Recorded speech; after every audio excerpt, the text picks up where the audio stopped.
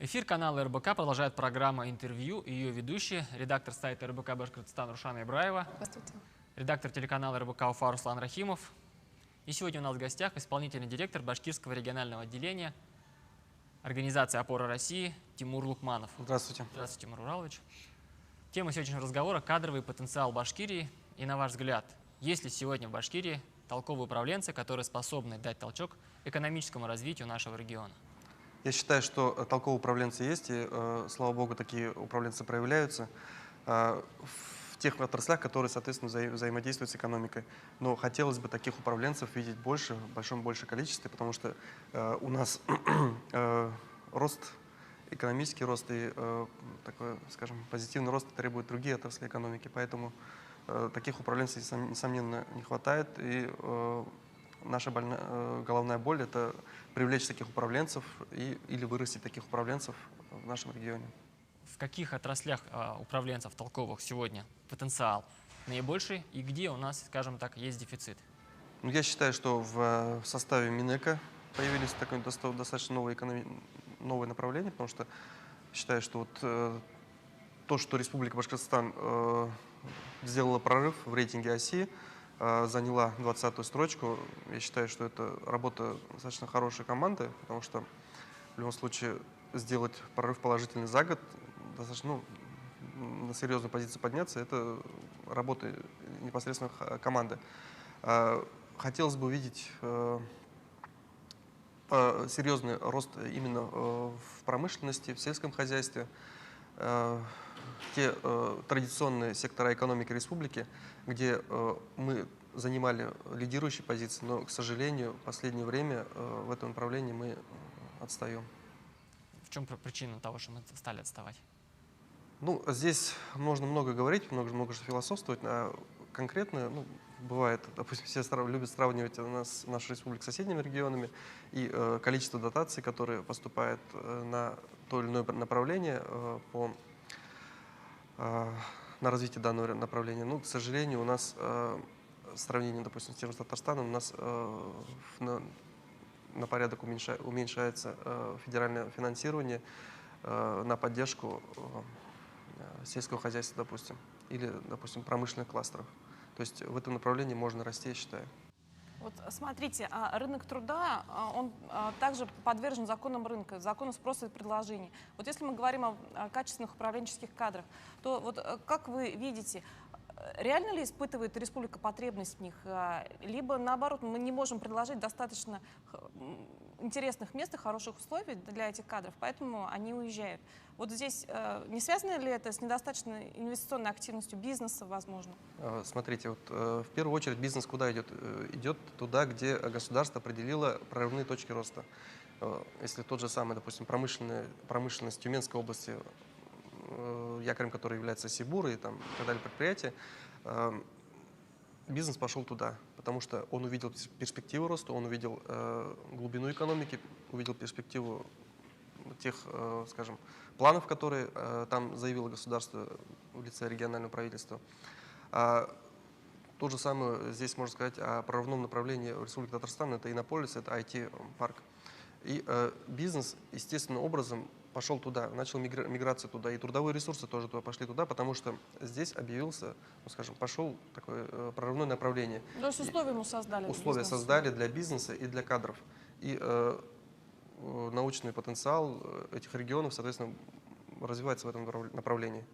Здесь также у нас в республике вот этого не хватает, потому что у нас регион, скажем, не определил такую генеральную линию или определил, но не явно, чтобы мы объявили себя лидерами в этой области. Потому что в любом случае, если мы даже сейчас начинаем строить там а-ля там IT-парк такой, да, мы в любом случае будем таким неким слабым отражением лидера этого направления или какой-то там промышленный кластер, да, в любом случае у нас уже ТЭК, речь идет о том, что он уже будет отходить от государства в частные руки. И тот же самый частные инвесторы, собственники ТЭКа, если они не будут заинтересованы в развитии там, под себя, да, ну, скажем, развитии какого-то там, передачи на аутсорсинг, какое-то направление, это направление и не выстрелит. Но это и не зависит от нашего региона. Соответственно, мы должны в качестве региона выбрать какую-то некую генеральную линию, которая вытащит нашу экономику, скажем, на должный уровень. Мы станем конкурентоспособными в этом направлении. То есть мы не будем там плестись за кем-то в этом направлении, а мы будем несомненными лидерами. То есть если у кого-то там где-то вот в голове, в Москве, у какого-то там потенциального инвестора будет там в голове возникать там, это такое направление, и сразу в голове будет сразу возникать, Башкортостан, в Башкирии такое-то самый лучший там, да. Все же говорят, что вот в Германии самые лучшие машины, или все говорят, что вот, самый лучший вот, там, отдых там, в Турции, да. Потому что сразу этот регион говорит о том, что он является самым лучшим в определенной области. И, соответственно, Башкирия должна наряду с нефтью или медом прославиться своим каким-то прорывным направлением, на которое инвесторы и бизнес, и кадры могли бы строить вот эту инфраструктуру этого развития. Нужно еще какое-то направление, то есть недостаточно нефти и меда? Ну, я считаю, что уже в условиях, когда у нас топливная экономика уже начала давать, скажем, недостаточный рост. Мед у нас как инфраструктура, если о ремонте мы, соответственно, еще выиграем, да, на 2021 год, она, возможно, каким-то образом, какой-то толчок и даст, но это не такое прям архиважное направление. Вот я считаю, что в условиях нашего региона, если не промышленность, то хотя бы робототехника, да?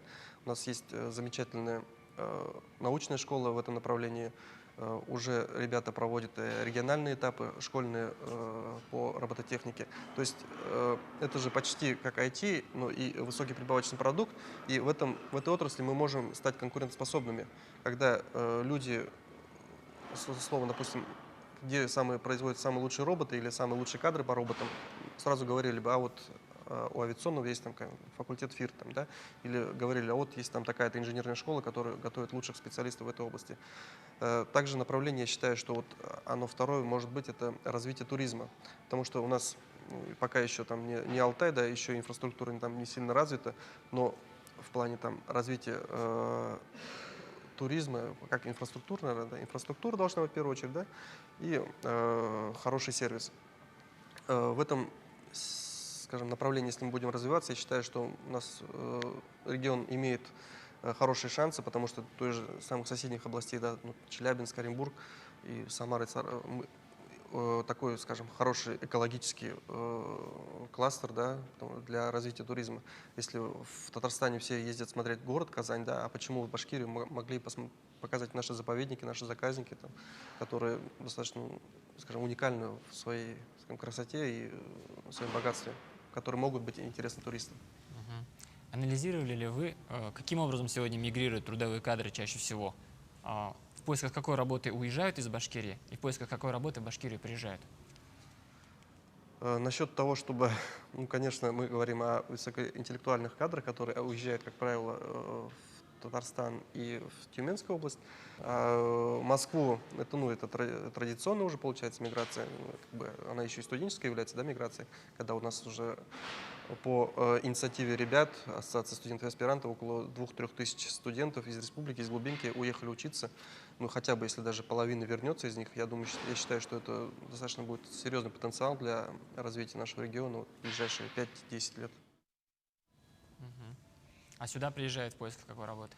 В поисках у нас, к сожалению, пока низкоквалифицированные рабочие силы сюда приезжают. То есть для стройки, для каких-то там, скажем, сельскохозяйственных проектов.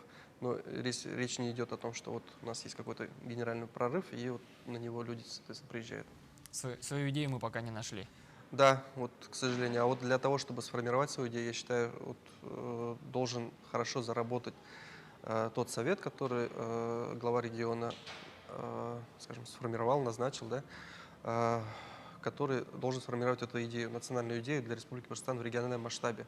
Вот ради этой идеи люди будут готовы, условно, да, свой БАМ, да, ради которой люди готовы будут вкладываться в перспективу, увидят, потому что бизнес будет вкладываться туда, где он видит перспективу.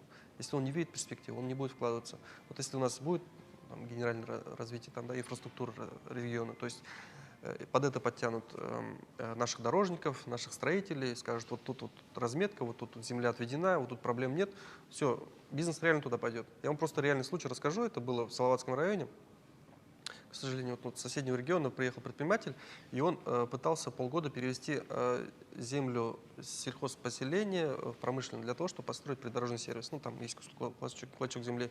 Он пытался, почему-то у него не получилось, и он, к сожалению, вот эту идею оставил, и обратно в Челябинск вернулся. Хотя я считаю, что вот, ну, готов был 10-15 миллионов для развития этой кусочки земли вложить своих собственных денег. Вот о таких вопросах не должно возникать вообще. То есть мы вдоль наших федеральных и республиканских дорог уже наша власть должна отвести вот эти вот дозволенные участки для строительства придорожного сервиса, чтобы не возникал вопрос со строителями, с дорожниками, по землеотводу, с коммуникациями, что вот нарезанные участки, вот, пожалуйста, вам такой-то кейс, вот проходимость такая-то, вот дневная предполагаемая выручка такая-то, вот сюда можете строить. А таких, я считаю, полагаю, инвесторов достаточно найдется, потому что это, скажем, самый главный вопрос, когда предприниматель не идет в развитие, он не хочет терять время на то, чтобы подключить коммуникации, потратить время на отведение земли, потому что если он еще и войдет, потом еще он не знает, он эту землю сможет отвести или нет, может там какой-то газовая труба лежит, которую нельзя там, ну, в принципе, нельзя строить. Проблема в чем оказалась? В чиновниках? Проблема оказалась, я не знаю, проблема оказалась в том, что не смогли перевести земельный участок из сельхозназначения в промышленный. То есть, Такие организации, как ваша «Опора России», не могут помогать бизнесменам в реализации вот таких идей? смотрите, здесь есть определенный регламент перевода, то есть насколько ты его лоббируешь, насколько там, ну, невозможно некоторые там вещи преодолеть. Есть, конечно, другие прорывные вещи, которые там, да, Совет по улучшению инвестиционного климата разрабатывает. Это в том числе и по газу было, и по электричеству было. Вот такие вопросы по переводу земель пока не возникали, ну, там, в плане, там, да, давайте эту всю ситуацию изменим. Насколько я знаю, в этом направлении работа ведется. Я не скажу, к сожалению. А вот и с другой стороны, к сожалению, не секрет, и есть такая проблема, когда предприниматели и бизнесмены, владельцы бизнесов не всегда выполняют свои обязательства перед сотрудниками, да, и это тоже очень сильно снижает и рейтинг Башкирии, ну, в целом, как рынка благоприятного и привлекательного для кадров. Вот вы отслеживаете такие случаи или нет? Когда, например, публикуют вакансии заведомо вот с невыполнимыми условиями. Ну, есть крупные предприниматели, и они у всех на слуху, которые принимают людей и после испытательного срока, в общем, меняют кадры. Это частое явление. Вот вы это отслеживаете, и как сами, как опора, воздействуете на них или нет? Смотрите, есть в республике 120 тысяч предпринимателей. Из них членами общественных организаций являются там 1,5–2%. Те предприниматели, которые являются членами опоры России, их там 320 человек, они между собой общаются и, по крайней мере, каким-то образом дорожат за свою репутацию, потому что они готовы быть открытыми, вступили в общественную организацию и для этого заявили, что вот мы предприниматели и готовы взаимодействовать. Когда речь у нас внутри организации заходит о том, что какой-то предприниматель ну, недобросовестно поступил к другому предпринимателю, предприниматели, оказывается, ну, очень сильно дорожат своим именем, начинают сразу вот вопросы закрывать. Ну, давайте вопрос решим, я готов пойти навстречу, все это вопрос внутри нашей общественной организации, вопрос решается. Естественно, мы знаем о таких случаях, когда недобросовестные предприниматели плохо относятся к, скажем, сотрудникам, но таких предпринимателей становится по моему наблюдению все меньше и меньше, потому что в конечном счете век информатизации, век, когда один чихнул, уже все знают об этом, таких предпринимателей недобросовестных становится все меньше, потому что в любом случае это твоя репутация, насколько ты открыт в услуги как работодатель и насколько тебя, скажем, сотрудники ценят. Потому что вот сейчас таких случаев, это случаи очень легко, скажем, транслируются, и таких случаев становится меньше. В конечном счете я считаю, что это, скажем, мы войдем в цивилизованное, скажем, русло, и таких случаев станет все меньше и меньше. Возвращаясь к теме кадрового потенциала, ежегодно десятки тысяч студентов заканчивают вузы, принципе, каждый из них потенциально может стать крупным бизнесменом или успешным руководителем. На каком этапе чаще всего возникают проблемы, почему, скажем, в некоторых регионах развитие пошло быстрее, чем в Башкирии? Хотя изначально потенциал у нас был выше. Смотрите, здесь мы все-таки, вот говорят же, ресурсное проклятие. Республика Башкортостан, вот я помню хорошо диалог с руководителем администрации президента, 2004-2005 год, по-моему, был. И вот нас собрали тогда общественника, ну, и диалог состоялся. Вот, говорит, у нас, говорит, ТЭК закрывает 70% бюджета Республики Башкортостан. Что это о чем говорит?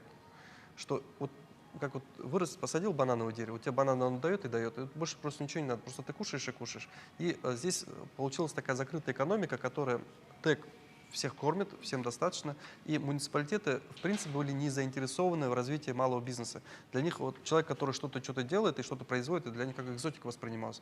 Потому что для бюджетника на муниципальном уровне, отдаленном районе, все вопросы уже закрывались на республиканском уровне, республиканскими дотациями. И здесь вот в условиях 2004, 2005, 2006 год малый бизнес воспринимался в диковинку, и не было потребности в развитии малого и среднего бизнеса вообще. Когда ситуация начала меняться в 2008-2010 году, 2011, все уже поняли, да, оказывается, мало-то бизнеса надо было растить, оказывается, вот кусты, которые там мы рубили 10-15 лет назад, надо было их ухаживать за ними. И в этих условиях, когда малый бизнес вообще не востребован, соответственно, вот эти все кадры, которые что-то хотели что-то делать, ну, не находили поддержку, и они вымывали соседние регионы. Посмотрите, как живет, там, допустим, да, Екатеринбург тот же самый. Екатеринбург — это промышленный, замечательный город. Там изначально не было такой зависимости от ресурсов. Все понимали, что инженерный труд, там, люди, которые своим умом достигают колоссальных результатов, и там произошли вот эти вспышки вот этого вот малого бизнеса. Да?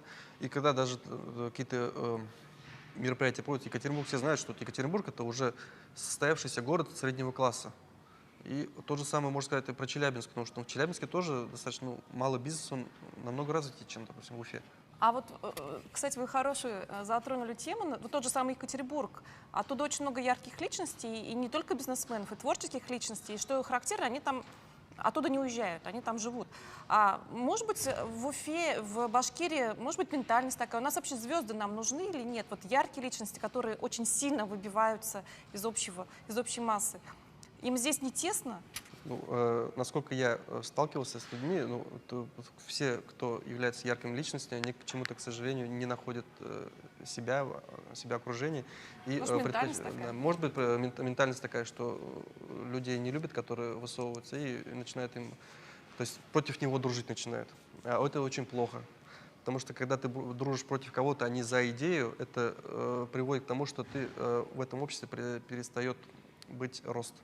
Соответственно, люди начинают завидовать друг другу, начинают какие-то, ну, скажем, несуразные, неделовые вещи в отношении друг друга делать. А хотя этом отношении, ну, вот, обозначить глобальную идею и просто каждый по возможности в эту идею вложит свой. Кто-то там свой экономический потенциал, кто-то там свой талант и профессиональные качества. И в конечном счете вот эта идея же, она реализуется с миру по нитке, каждый по своим возможностям и сформирует эту идею будущего. И вот у меня богатый опыт работы в общественных организациях, я 12 лет я посчитал, и проанализировали буквально, вот у нас встреча была рабочая с предпринимателем вот, Хайбулинского района, и мы проанализировали, что все те задачи, которые мы там ставили, условно, там 5, 6, 10 лет назад, вот, условно, там такой-то задача, такой-то, ну, и мы объединяли людей вокруг этой идеи, и каждый что-то делал, и каким образом мы достигали этой задачи. Главное — обозначить хорошую концепцию, идею, которая будет... который понравится всем участникам. То есть нельзя говорить, там, вот мы поставим здесь что-то такое, и оно будет в конфликте с чем-то, да? Или когда вот насколько ты ярко сформируешь идею и насколько ты ее сможешь донести до всех участников, скажем, рынка, да, участников, потенциальных участников этой идеи, то настолько эти люди смогут принять участие в формировании этой идеи. На ваш взгляд, удастся ли Башкирии найти эту идею? И удастся ли нам догнать те регионы, которые сегодня ушли вперед? В любом случае потенциал есть. Насколько этот потенциал сможет сформироваться, потому что разрозненный потенциал, он может быть, скажем, да, всю жизнь там, да, бродить там своими идеями, да, насколько это можно сформулировать, ну, скажем, национальную идею так, что вот это все, скажем, потенциальные участники, скажем, формирования будущего Башкортостана, да, смогут договориться между собой и вместе принять участие в формировании нашего, скажем, светлого регионального будущего. Эту идею кто формулирует? Лидер или какой-то институт? Да, и какая мотивация должна быть? По сути собственно, дела, у реализаторов? формирование идеи – это задача лидера. Насколько этот лидер является наделенной властью, это уже второй вопрос. Это была программа интервью на канале РБК Уфа. И у нас в гостях был Тимур Лукманов, исполнительный директор Башкирского регионального отделения организации «Опора России». Спасибо, Тимур. Спасибо за приглашение.